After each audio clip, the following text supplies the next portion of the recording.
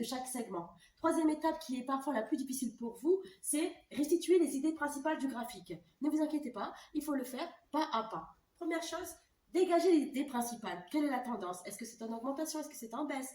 Est-ce qu'il y a une donnée qui est plus importante qu'une autre?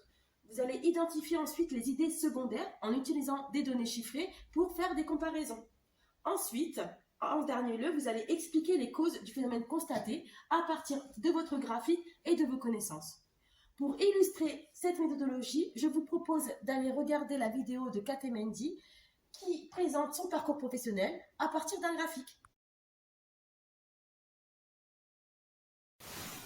Pour illustrer mon parcours professionnel, je vous présente ce diagramme qui permet de montrer l'évolution de mon parcours professionnel. Il est en perpétuelle croissance. La progression se fait par palier, par catégorie d'âge. De 0 à 20 ans, la phase de l'apprentissage. De 20 à 29 ans, la phase d'expérience. De 30 à 39 ans, j'arrive à la fin de cette phase de construction. J'ai un titre professionnel de responsable d'établissement touristique. J'ai saisi l'opportunité d'être enseignante contractuelle en lycée professionnel et formatrice dans différentes structures à Montpellier durant ces 6 dernières années. À l'aube de mes 40 ans, j'ai eu mon concours KPLP. Je suis actuellement enseignante fonctionnaire stagiaire en alternance en lycée professionnel et étudiante à l'INSPE, l'Université des profs, à Clermont-Ferrand.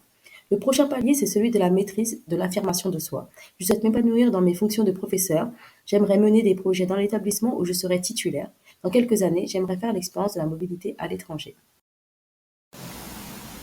La courbe de ma carrière professionnelle est discontinue, ayant connu des périodes de formation, de chômage, de congés pour mes enfants, mais aussi d'accélération. De la même façon, notre vie professionnelle est ponctuée par notre énergie, que l'on peut caractériser par des cycles comme les saisons dans une année. Actuellement, mon énergie est haute et positive. Mon projet professionnel, c'est premièrement faire l'expérience de la mobilité à l'étranger dès que j'aurai atteint un niveau satisfaisant de maîtrise dans mon métier. Les opportunités offertes aux enseignants et plus largement aux fonctionnaires sont diverses et intéressantes. Dans un deuxième temps, j'aimerais m'inscrire dans un projet de développement durable en Afrique de l'Ouest, notamment en Guinée-Bissau, d'où je suis originaire. C'est un pays qui est classé 15e pays le plus pauvre du monde. Les actions que je souhaite entreprendre sont d'utilité publique. En effet, j'aimerais aider les villages reculés à se développer par l'éducation et la formation, notamment dans le secteur primaire, ce qui leur permettrait d'être autonomes économiquement. Aussi, j'aimerais participer à l'amélioration des conditions de vie des habitants puisque tous les villages ne sont pas encore desservis en eau et en énergie. Mon ambition, c'est atteindre mon objectif qui est de réaliser mon projet professionnel, mais aussi rendre fiers mes parents. Je vous remercie pour votre attention et je vous dis à bientôt.